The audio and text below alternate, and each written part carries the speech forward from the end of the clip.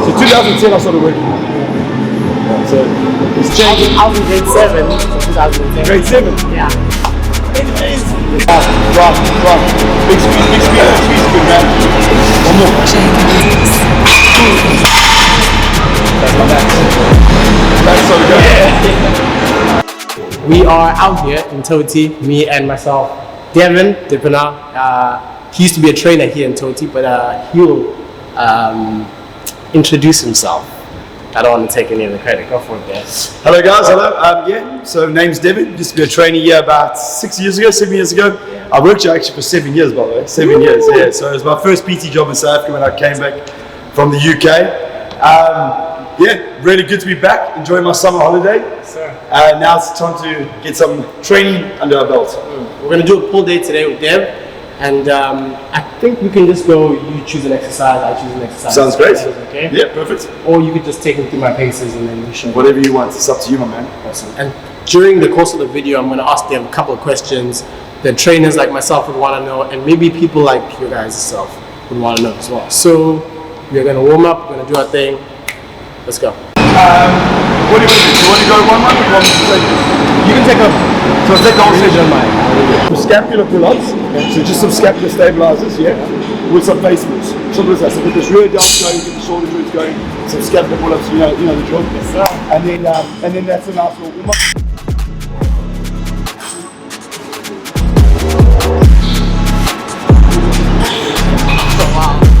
After all, that starts to get really nice.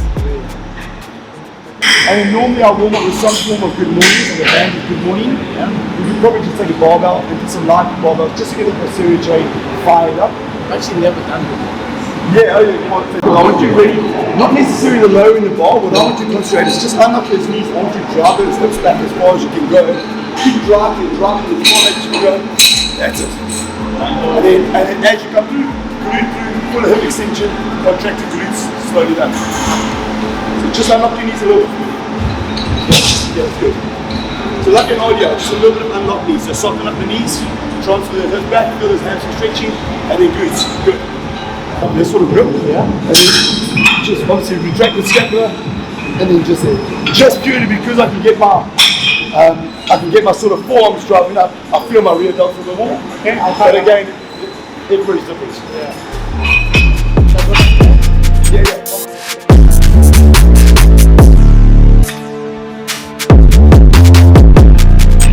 Okay, many different versions of it.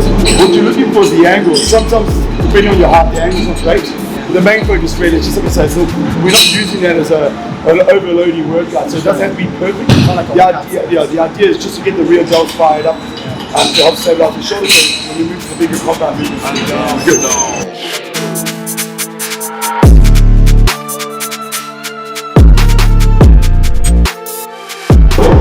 Take the opposite heel to your hand. Yeah, feel that. It's good. Again, feels good, man. This is otherwise known as the world's greatest stretch. Yes. Wants to know, how did you get into fitness? How did you start the personal training? Yeah, it was a natural sort of evolution from playing sport. Yeah. I played high level cricket and rugby. It's one of the reasons I moved over to the UK. Okay. So when I had my first knee op, the age of, just before my 21st birthday, I was out for about 12 months, and I was living in Scotland, in Edinburgh, and I had no family, no friends. So what I did is I just really committed myself to the entire 12 months, fell in love with it, picked up some size, as soon as you start seeing size and gains, that addiction, and I was 68 kgs after my knee op, I dropped down to 68. And I was able to get up to almost near 78 in the 12 months, and then just a picture from there. So, anyways, long story short, I signed up there and then for £4,000 to a full personal training, like advanced diploma with all these different extras, and I just started studying, and I just fell in love with it. Everything stuck in my head, which is very rare when it comes to academics. And I became qualified. Very fortunate. Applied for a top gym where I lived. Got the job before I was even fully qualified. I was working as a PT before I even got my qualification. And that was the age of just before my 24th birthday. And the rest is history, So How did they? Yeah, so it's... Then how did you come back this side? Yeah, so I was there for a few years working there.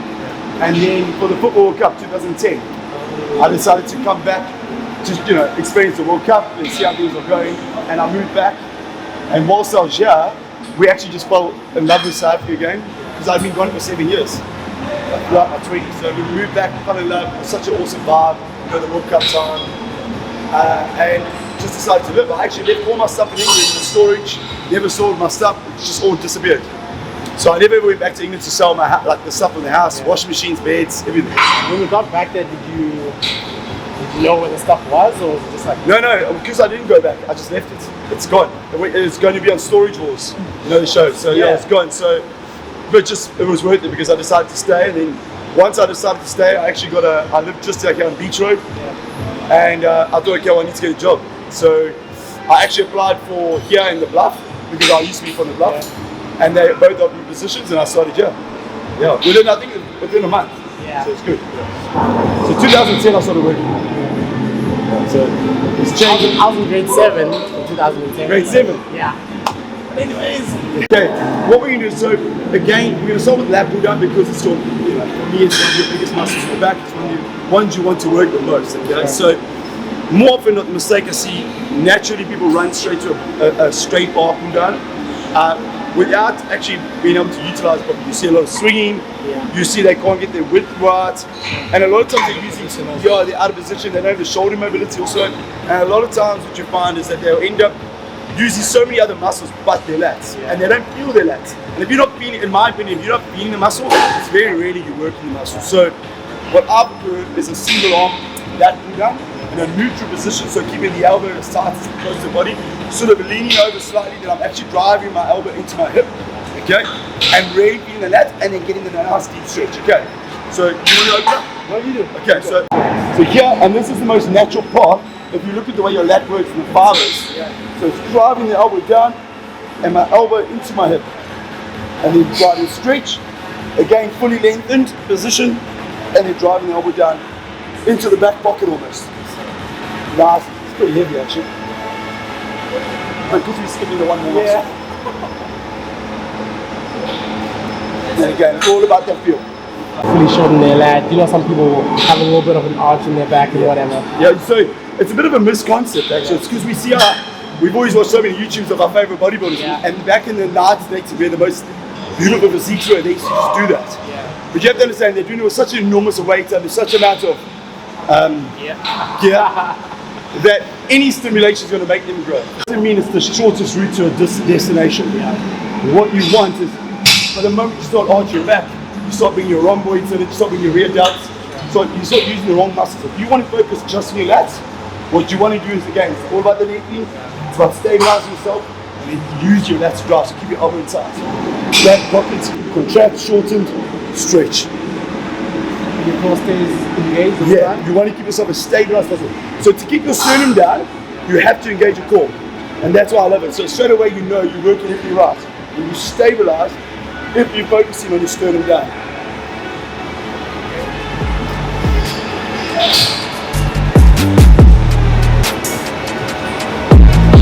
So that's stretch.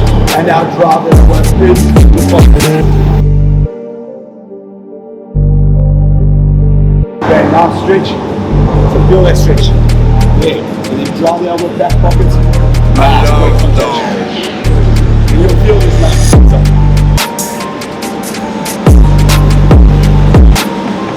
Great because it makes you fix any imbalances. But saying that there's always room for barbell work because you use less stabilizers, you can overload heavier. For sure. So you can go 140 on a bench, but the reality is you're not going to grab 70 kg dumbbells. and that's why there's a place for both, depending what phase or what block of training you're in. But there's a place for both, as long as you've got good mobility. Like, I would only kick someone off the bench press. I know a lot of coaches who never touch bench press just because the bar part is not great. But I always believe there's a movement there, like whether it's incline or flat, for a barbell to be overloaded in a lower rep range, more of a strength power phase. And then when you start moving towards that hypertrophy phase, then you start moving more into more cables, more dumbbells, more bodybuilding sort of style movements where it's all about the stretch and the feel and time and attention and things like that. So speaking about, sorry. Yeah, yeah. So speaking about being, about coaching. Yeah. You were a online coach. I'm sure you still are. Yeah. Well, now I'm a business coach for online coaches. Exactly. I was about to ask, how did you make the transition from being a coach to a coach's coach? Okay, so personal training, obviously, I did what I call my 10,000 hours. Yeah. It's something I recommend. Unfortunately, it's not commonly used anymore. Yeah. But back in the day, if you wanted to evolve into anything more than a PT, whether it was a master trainer, for Virgin Active or anything, you kind of were considered to need to be 10,000 hours because that's what's considered a master or an experience or whatever the case is. Yeah. Once, about a year before I left, so about 2016, I started doing online work. Used different things. This is before apps, so we had like Google, Excel sheets, Microsoft, and I was doing a lot of diets with different clients who moved away from coaching. And I enjoyed it in Australia. This is when online coaching was still quite new. So fast forward, started doing it obviously full time. I quit personal training when I moved back to the UK. I did personal training only for a year for a company in Mayfair in London, and then I went full time online. Quit the ski business, moved away from London, moved up north with my wife and my kids, and I went full online. And the thing is, with anything, if you commit 100%, you just become better at it. So what I felt is I had one foot in, one foot out. Did that online coaching for almost 5 years now when I was there, and then about 18 months ago a company approached me actually to bring me on as a coach, where this business, the company I work with, they help scale online coaches. So they try and find online coaches with potential, what we call the top 5%, with the potential to grow and scale their current business or potentially launch a business. But there's a few prerequisites like a giant top funnel, so a large social media following that we can help potentially utilize and turn into clients, or obviously a very experienced coach who's just never been online. So my job is to try and find them. So part of my job is prospecting, looking for that potential top, what I believe is top 5%, and then offering them and then bringing them on, providing them with everything they need to become successful. What we do successful is a particular revenue, and that is from an app to a website to a team of specialists behind them, and then obviously me as their right-hand man / mentor. So that evolved actually because they approached me. I was not ready to make the jump as a coach, and then my wife and I were deciding to have another baby, and I was like, well, do I really want to be hustling every day as an online coach? This position that became available in the company was a salary-based job, so I took the easy route. I was like, well, I've been hustling like for 12 years as a PT and an online coach. I was like, I'm going to take an easy road for 12 months, have a baby, and then if I'm bored, I'll go back to online coaching. And I've just loved it. And then fast forward, it's been 18 months now. I have 27 coaches under my portfolio, my job is to make sure that they're making a lot more money than me. And I love it. It's just a natural evolution, in my opinion, in what you do in the industry. You go from a fitness instructor to a PT, PT to a master trainer, then you potentially move to a bigger, better gym with maybe a higher end clientele, and then you move to online or do both, which is very common, and then you just evolve. And now my natural evolution in the industry was to use my experience and my passion to help others who are exactly where I was a couple of years ago. So I'm others. So what would you kind of like say to someone like myself who wants to sort of transition into an online space someday? What would you like? Okay, you gotta do this, you gotta do that, you gotta. Yeah. So there's so many things, but my first thing is if you want to make the natural move from a PT, so work in the floor, to straight onto online or part-time, 3 things I'd say straight away focus on now. Your prerequisites would be ensure that you are active on social media, so you keep growing your following, because it's all about that top funnel. The more people, the more eyes on your page, the more numbers, it's a numbers game, the more potential clients you have. So be active, do the right thing. So look at your social media page now and start doing the right things. There's a lot of things I'd look at your page and go, okay, you need to bulletproof your bio, you need to ensure that you focus on content pillars and adding value. It's the same as a PT walking the floor. So when you first start a Virgin Active, the last thing you do is go sit in the back in the office and hope clients roll in. What you're going to do is you walk the floor, you introduce yourself, you critique, you spot, and then over time, you build a relationship and rapport, and people trust you. So when the time's right, it's your business card that they take and to hire you.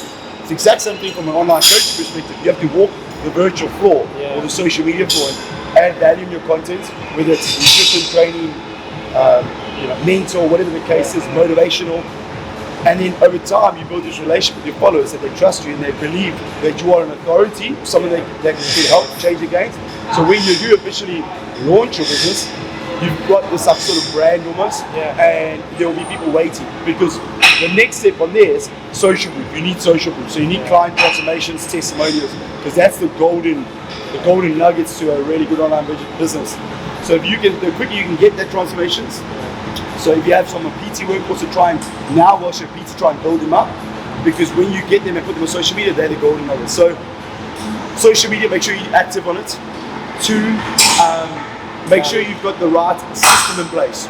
Okay, so what I mean is, do your homework on different apps. Make sure you know what you want from the apps. Make sure you know what makes you particularly. So, how are you going to do your sales? How are you going to do your onboarding? What app are you going to use? How are you going to do your invoicing, your check-ins? These are little things you have to focus on. But you focus on all what we call your onboarding flow. You get those all right in the beginning. It's going to be a breeze. It'll be smooth, because that's usually where people mix up, lose clients, and then they lose passion because they're losing money. It's distracting. You're breathing, everything has to change.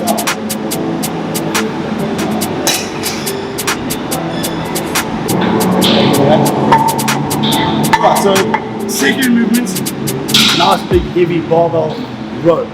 We're almost going to do it like what we call a pendulum row position. So the idea behind it is most common mistakes with bent rows is people are too upright and they end up just shrugging and using traps. Obviously, we want to be focusing lats, rhomboids, and obviously making sure that their lower back and core's working through the movements. You want to make sure you stabilize. So what I like to do is go slightly closer, but similar concept to the lat pull down. I want my elbows tucked in. Because the moment, well again, another concept, when people go too wide, you weaken yourself in the position, and a lot of your rear delts movements, it's fantastic for you, but that's not what we're doing it for. So if we do it, we just turn around. We want to hit this bent of the row right now. So obviously his work is lats, his rhomboids and his lower traps. So the main thing is we want to hit that section while stabilizing this section. And the idea with that really is to keep our elbows in tight, get over to a lovely horizontal position, almost like point of pending. Feel your hamstrings loaded like an RDL. Because the moment you've done that, you stabilize yourself. Because the moment these are kicked in, there's no moving. 10. Lower. Yourself stable. That's a beautiful. And now drop. Elbows in. Reverse. And I'm exploding. Back. Controlling. Alors dans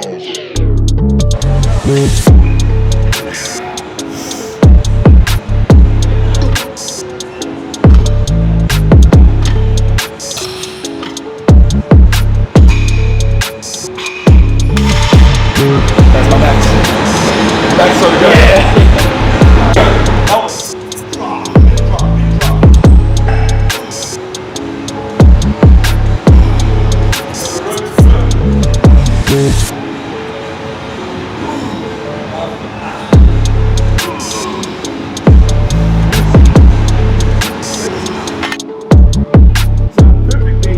You'd be like this. There. Just beautiful and natural. But yeah, it's so good. It's just this, it's like thinking about this is just a hook. These are not your hands, this is a hook. This is not your focus. This is just attached. Your focus is your elbow. Yeah, it's almost this mechanical sort of saw moves. And all you're trying to do is mechanically drive your elbow into your back pocket, into your lower back, and then stretch your lat out. But the reason we use the bent, I guess, is because what often happens with any sort of row is we see an elongated movement or a stretch back. What we're trying to do is stabilize ourselves to a point that there's zero momentum coming from anywhere, only the lats and the bicep are working. Simple. So I'm just trying to like take out what I see so many people always do wrong. Yeah. Always people do wrong. They use momentum for so many things, and they're just not working the muscle. Just because they feel a pump doesn't mean they're working the muscle. So if I was a beginner and you asked me what would I prefer to do, seated row machines or things, I'd do this rather until I got myself stronger and I know the movement better, and then you evolve where you trust yourself to do the movements a little bit heavier. But this is good. This is better because it's doing the right stuff first. You feel like that's one of the problems like young lifters have, is doing the wrong stuff that they see on Instagram. Yeah, well, like I mean, popping or whatever. I mean, it was even my day before Instagram. So we used to watch obviously YouTube videos or Building magazines. Or magazines, yeah. And the thing is, the problem is the people we aspire to be, depending on what you want to be, okay, doesn't always, just because it works for them doesn't mean it works for you. There's no one size fits all. So what you want to do is stick to the basics, and the basics are like stabilized core, neutral spine, a strong base, and then muscles mind connection. Simple as that. You do those 4 things, and then you focus on the two things that most like Gen Pop doesn't understand is they don't understand the anatomy of the body.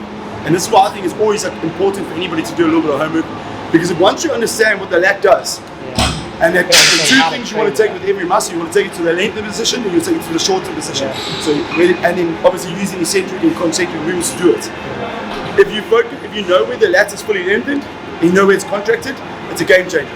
Because then every movement you do, you know what you're doing. When you don't understand what the lat does, you don't even know what the lat is, you're in big trouble. You just move like and this. then you just watch people do shit, and it doesn't mean it's right. Like you know how it is. Yeah. You know how it is. The reality outside is, looking in, it's like, okay, everyone's doing this. And the thing is, I'll tell you this. I'm embarrassed to tell you the things I used to make my clients do 8 years ago. That means they're a good trainer. Like, and the thing is, we evolve, we understand things better, there's more and more testing. I'll tell you what I used to make my boot camp do, like it's horrendous now. I'd be so embarrassed if people saw it now. But you don't know any better. You only know what you know. And that's why it's important as a coach, as a PT, but even as a general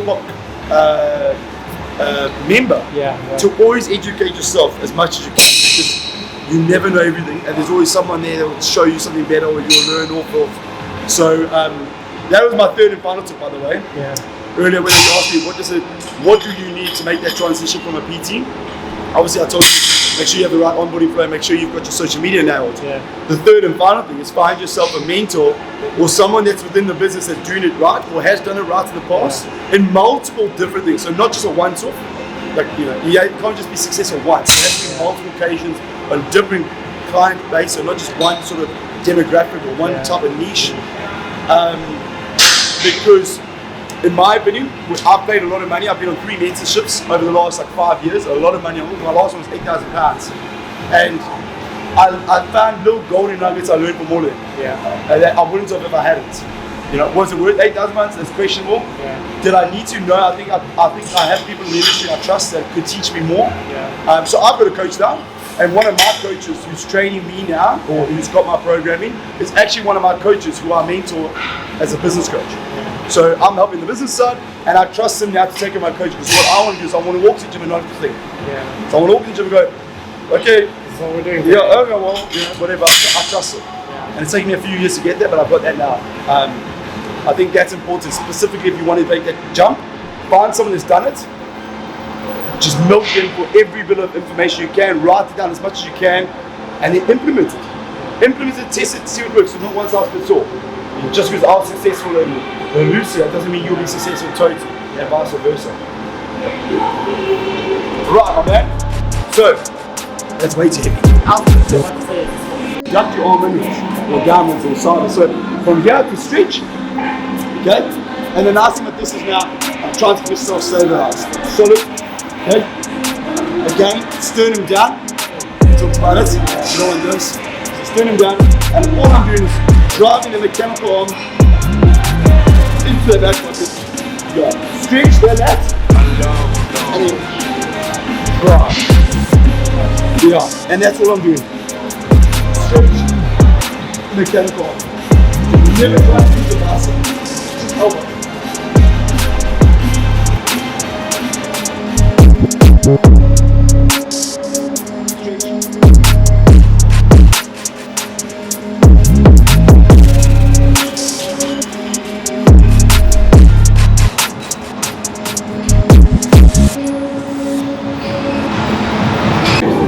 Okay, so wide grip, it's not comfortable at all either, so by the way. So wide grip, I'll go pinkies line, there. So it's a snatch grip because that's sort of where you'll go with the normal snatch movement. So elbows in, and then there. So again, elbows.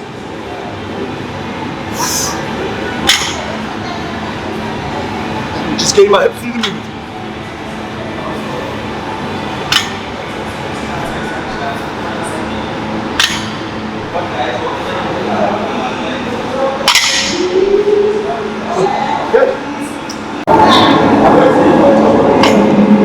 Yes, lovely pressure on the lats, I love it.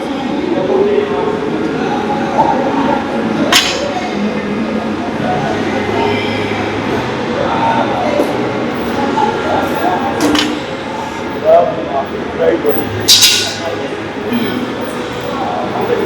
So uniform, one of the biggest things you're doing there, loving coaching cues or things, was every rep you're depressing the short goes back, making sure everything's stabilized. Really good. Feeling getting loose as well.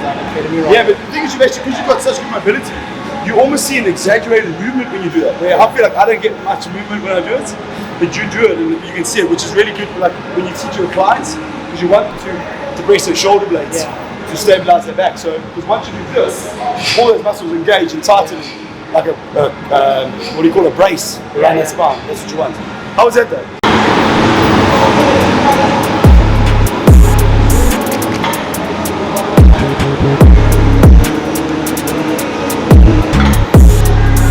Big back, come on. Touch it. How is it? Yeah. Yes, easy. Beautiful.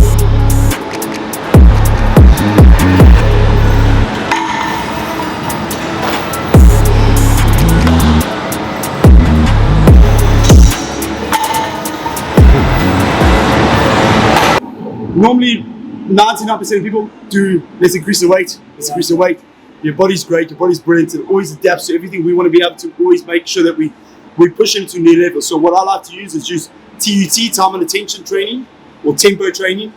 And what we do is we just keep the muscle working for longer in the same movement. And what that allows you is a nice little break from the heavy weights, specifically if it's coming at the back end of your movements. So we've done all those rows. You're not going to be hitting your PB on your bicep curl on the barbell. So let's use other forms of aggression. Look at 1 second squeeze. So when you're looking at tempo, 1, 2, 3, down with a second pause, and then up with a second squeeze, okay? And it's that second pause in the bottom which ends your up. 2, 1, pause, drop. Right, so that concludes the video. The camera did run out of battery in and around the mark where we were doing the preacher curls, but we did do another set of hammer curls. Yeah, hammer curls. I'll see if I can put that up here somewhere. We took the videos with our phones. So thank you so much to you guys for watching. Thank you so much to Dev for coming through. And if there are any topics that you guys want me to cover, anything you guys want me to know or try, teach or shed some knowledge on, if I know, I will let you guys know. And if I don't, obviously I will not pretend as if I do. But again, thank you so much always for supporting me. Thank you so much for watching. If you have not, please do hit the subscribe button and the like button as well. I will do my best to continue pumping out the content as much as I can. Follow me on Instagram. Do your best also to follow Dev on Instagram. He's such a great coach. You probably saw during the video, I was like, just like, I wouldn't say in awe, but like I was trying to absorb as much as I can from people who are ahead of me. In Zulu they say indlela ibuzwa phambili, basically meaning you ask the way or the route that you want to go from the people who've walked that route. So that's what I am gonna do my best to do.